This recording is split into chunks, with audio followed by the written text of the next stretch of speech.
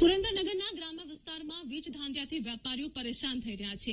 APMC કોમ્પ્લેક્સમાં લો વોલ્ટેજને લઈને welding કામ, લેસ મશીન કામ, ઓટો પાર્ટ્સ જેવા અનેક ધંધાઓને અસર થઈ રહી છે.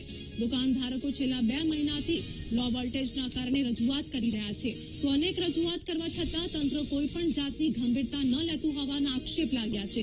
લો વોલ્ટેજના પ્રશ્નનું તાત્કાલિક નિવારણ લાવવા વેપારીઓ માંગ પણ કરી રહ્યા છે.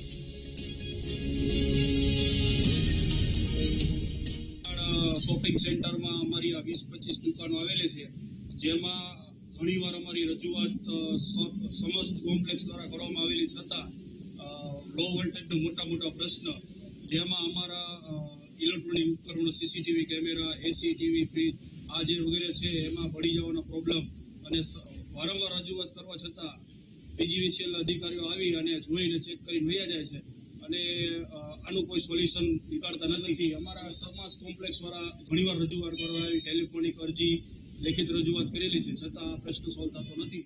અમારી દુકાનો છે, અમે ઘણી વાર રજૂઆતો કરેલી છે, છતાં લાઇટની બહુ તકલીફ છે, જેના હિસાબે અમારા ઘણા વીજકરણો બળી જાય છે. ઘણા બધા ધંધાઓ અત્યારે લાઇટને આધારિત છે, તો અમને રોજગારીમાં પણ મુશ્કેલી પડે છે. ઘણી બધી રજૂઆત કરી છે. છેલ્લી 24/4/2025ના રોજ અમે લેખિત અરજી પણ કરેલી છે, છતાં તેનું તંત્ર દ્વારા કોઈ સોલ્યુશન આવેલું નથી. તો અમને ઝડપથી આ પ્રોબ્લેમ સોલ્વ થાય અને અમારો જે લો વોલ્ટેજનો પ્રોબ્લેમ છે ઝડપથી દૂર થાય, એવું દૂર કરી આપવા આ પીજીવીસીએલ સાહેબને નમ્ર વિનંતી.